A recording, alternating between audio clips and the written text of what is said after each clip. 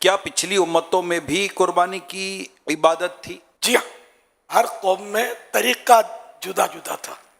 کیا پیارے آقا صلی اللہ علیہ وسلم نے ہمیشہ قربانی کی ہے؟ جب سے حکم نازل ہوا تو مدینہ منورہ میں 10 سال کی مدنی زندگی میں ہر سال آپ نے قربانی کی ہے. صلی اللہ علیہ وسلم. کیا پورے گھر کی طرف سے ایک بکرا قربان کر سکتے ہیں؟ سب گھر والوں کی طرف سے ایک بکرا ناکافی ہے. ایک بکرا صرف ایک فرد کی طرف سے قربان کیا جا سکتا ہے. بچوں کی طرف سے کیا والد کے ذمہ ہے کہ وہ قربانی کا جانور لے آئے اور ذبح کرے؟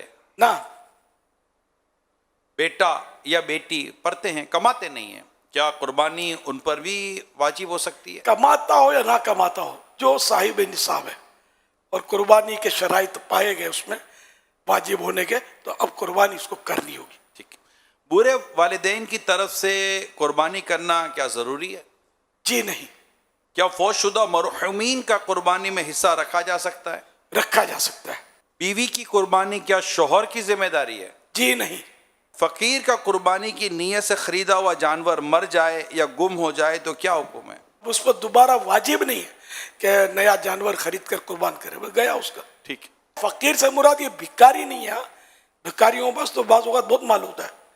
شریعت جس کو فقیر تسلیم کرے، نہ جو ایسا شخص، یہاں یوں سمجھ لیں آپ کہ ایسا شخص جو صاحب نصاب نہیں ہے، قربانی کے شرائط پائے نہیں گر، یہ واجب نہیں ہے اس پر، تو یہ فقیر ہے.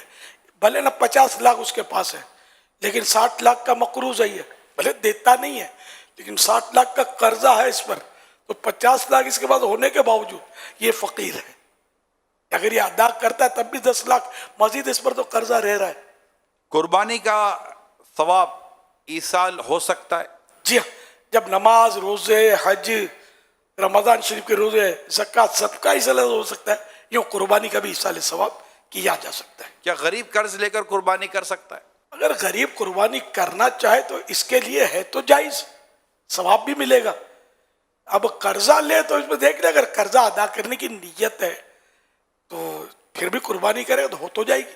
بیوہ عدت میں ہو تو کیا قربانی اس پر واجب ہوگی؟